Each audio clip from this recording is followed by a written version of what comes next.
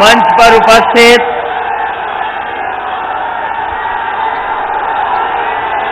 Samajwadi party के नेता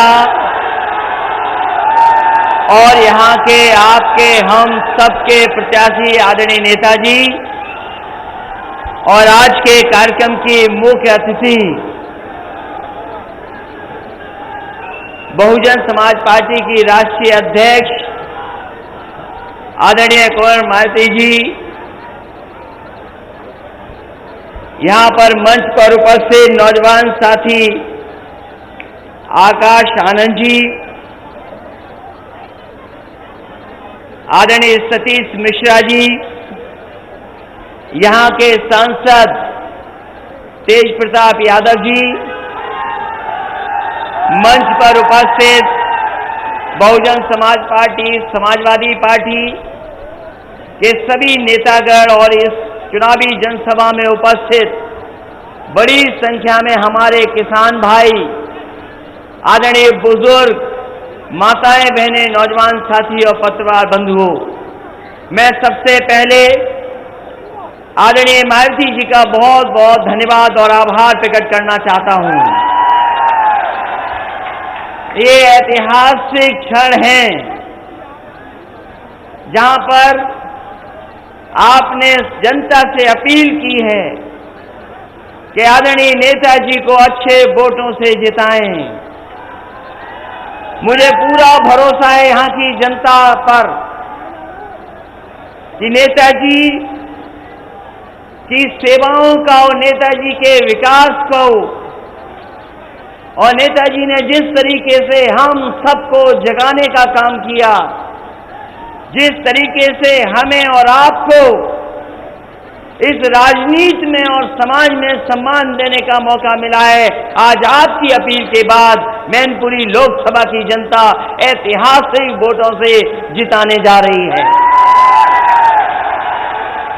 मैं नेताजी का धन्यवाद देता हूं और नेताजी की जो बातें मैं सुन रहा था, नेताजी ने कहा कि आप हमारे बीच आई हैं, हम आपका आदर करते हैं और जिस तरीके से आपने मतदान और चुनावी समय पर आए हैं, ये एहसान हम कभी नहीं भूलेंगे, ये नेताजी कह रहे थे। और जनता से और हमें आपसे ये कहा कि हमारी आपकी जिम्मेदारी है कि आप सब मिलकर के बहुजन समाज पार्टी और आदरणीय राष्ट्रीय अध्यक्ष जी का हमेशा सम्मान करेंगे। मैं समझता हूं इससे ज्यादा ऐतिहासिक दिन कोई नहीं हो सकता जहां पर इतना बड़ा जनसमूह हो और नेताजी के लिए ये फैसला लिया जा रहा हो। जहां तक देश की परिस्थितियों का सवाल है, मेरे से पूर्व में आदरणीय मायावती जी ने विस्तार से कहा है, हम भी सहमत हैं, आप भी सहमत हैं कि देश बहुत नाजुक समय से गुजर रहा है। इस देश का कृषि और इस देश का किसान, इस देश की खेती और कृषक हमारे देश की आत्मा है। हमारे किसान भाई दुखी हैं, गांव में रहने वाले लोगों के साथ धोखा हुआ, हमारे किसानों की फसल की पैदावार की चोरी हो गई, जो लाभकारी मूल्य मिलना था वो भी चोरी हो गई, और जो हमें खाद मिल रही, यूरिया मिल रही है, उसमें भी भारतीय जनता पार्टी के लोगों ने 5 किलो यूरिया और खाद की चोरी करने का काम किया है। इन नौजवानों का भविष्य अंधकार में है, इनकी नौकरी और रोजगार खत्म हो गया। इसलिए ये चुनाव जहां देश के भविष्य से जुड़ा है, वहीं इस देश के आबादी के सबसे ज्यादा गरीब, दलित, पिछड़े, अल्पसंख्यक, उनके भाग्य से भी जुड़ा हुआ ये चुनाव है। आने वाले समय में सरकार कौन सी बने, उसका फैसला होने जा रहा है। भारतीय जनता पार्टी के लोग कहते हैं कि हमें नया भारत बनाना है, ये महागठबंधन कहता है हमें नया प्रधानमंत्री बनाना है, और जब नया प्रधानमंत्री बनेगा तभी जाकर के हमारा भारत नया बनेगा। आज भारतीय जनता पार्टी के लोगों ने व्यापार खत्म कर दिया, नोटबंदी जीएसटी ला करके व्यापार को अंधकार में डाल दिया। आज व्यापार नहीं आगे बढ़ पा रहा है। जिस हिसाब से पढ़ाई होनी चाहिए, जिस हिसाब से हमारी व्यवस्थाएं होनी चाहिए इलाज की, इन सरकारें नहीं कर पाई हैं। वहीं आपको याद होगा, अगर कभी उत्तर प्रदेश का विकास हुआ है और तेजी से ग्रामीण क्षेत्र की जनता का विकास हुआ है, तो सपा और बसपा ने मिलकर के इस जनता को खुशहाली के रास्ते पे ले जाने का काम किया। ये मैनपुरी लोकसभा, इससे समाजवादियों का इतिहास जुड़ा है। ये समाजवादियों की विरासत का क्षेत्र है। और जब नेताजी चुनाव लड़ रहे हों तो बताओ मैनपुरी के लोगों, देश की सबसे बड़ी जीतें जो हों उसमें नेताजी की जीत शामिल हो कि न हो। और जब आदरणीय मायावती जी भी निवेदन कर रही हैं, अपील करके जा रही हैं, तो हमें कहीं शक नहीं है देश की जो सबसे बड़ी जीत होगी वो मैनपुरी लोकसभा की नेताजी की होने जा रही है। ये जो दिल्ली का रास्ता आसान हुआ है मैनपुरी के लोगों आपके लिए, अब तो मैनपुरी के व्यापारी लोग जब जाना चाहते हैं मैनपुरी गाड़ी उठाते और एक्सप्रेसवे से चले जाते हैं। ये बताओ, रास्ता आसान अगर दिल्ली का किसी ने किया है तो बहुजन समाज पार्टी और समाजवादी पार्टी ने मिलकर के ऐसी सड़क दुनिया की दी है जिसमें आपका आसान सफर हो गया।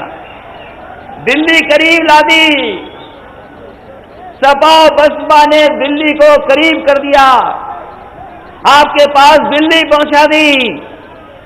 बताओ, आपकी जिम्मेदारी नहीं बनती कि सपा और बसपा और एलडी के लिए भी दिल्ली आप करीब ला दें।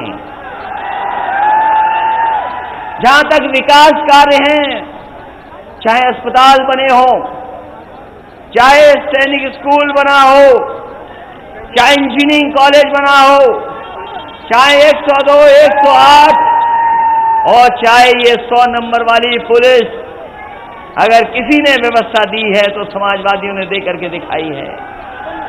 आज कानून व्यवस्था चौपट है। हमारे बाबा मुख्यमंत्री ने पता नहीं क्या कर दिया 100 नंबर को, ये 100 नंबर भी बर्बाद हो गई और वही बीमारी लग गई जिस बीमारी को हटाने के लिए 100 नंबर लागू करने का काम किया था। लोग तमाम बातें कर रहे हैं।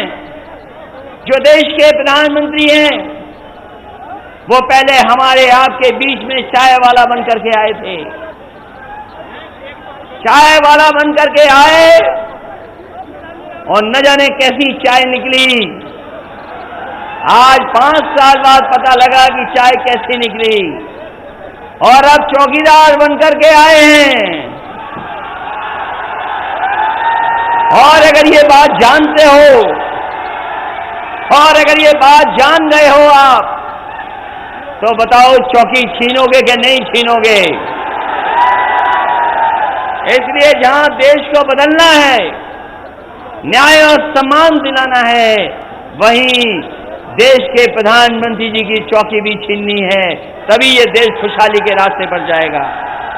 मैं बहुत लंबा ना बोलता हुआ, मैं एक बार फिर नेताजी के लिए आप सबसे अपील करता हुआ, अपने किसान भाइयों से भी, नौजवान साथियों से भी, माताओं बहनों से भी, कि कम से कम इस बार हमारा आपका काम ऐसा हो, इन किसानों का, इन नौजवान साथियों का किरदार ऐसा हो कि एक एक वोट साइकिल के पक्ष में चला जाए, और जहां बहुजन समाज पार्टी लड़ रही है वहां भी हमारे समान साथी मिलकर के जिताएं। मैं एक बार फिर आदरणीय मायावती जी का धन्यवाद देता हुआ और आभार प्रकट करता हुआ कि आपने आकर के न केवल खुशी दी है मैनपुरी के लोगों को, साथ ही साथ आपने हर एक नेता और कार्यकर्ता का मनोबल बढ़ाने का काम किया है। ये मनोबल ऐसा बढ़ा है कि अब परिवर्तन को कोई नहीं रोक सकता है।